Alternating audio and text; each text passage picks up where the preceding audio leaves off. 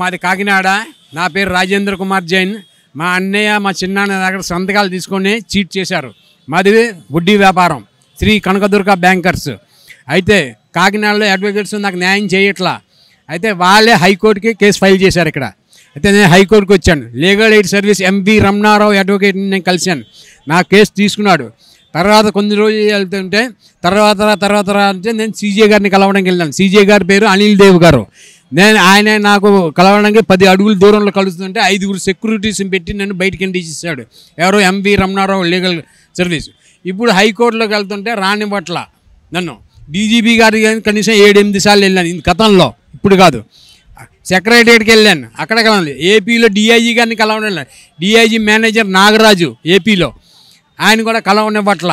DGP గారిని కలవనివ్వట్ల. మంగళ గారి 3 డీజీపీలు మారారు, అయినా కలవనివ్వట్ల.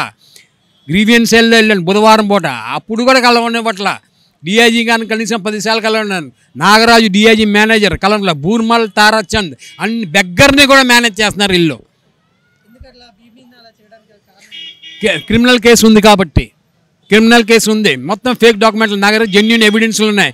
మొత్తం గేట్ దగ్గరే ఆపుతున్నారు నన్ను. రిసెప్షన్లో కాకినాడ ఎస్పీని కలిగి 3 ఎస్పీలు మారారు, అయినా నన్ను కలవనివ్వట్ల ఇల్లు.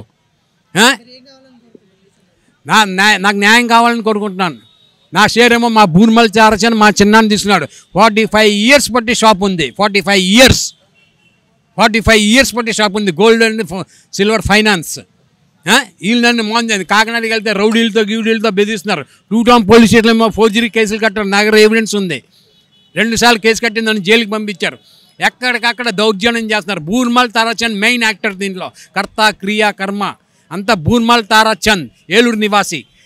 Phone number 9441056767. బూర్మల్ తారాచంద్ అందరినీ బెదిరిస్తున్నాడు అక్కడ. నాకు లా వచ్చు, అది వచ్చు, నేను అడ్వకేట్, లా సర్టిఫికేట్ లేకుండా నువ్వు కేసులు ఎలా సలహా ఇస్తున్నావు అందరికీ. బూర్మల్ తారాచంద్.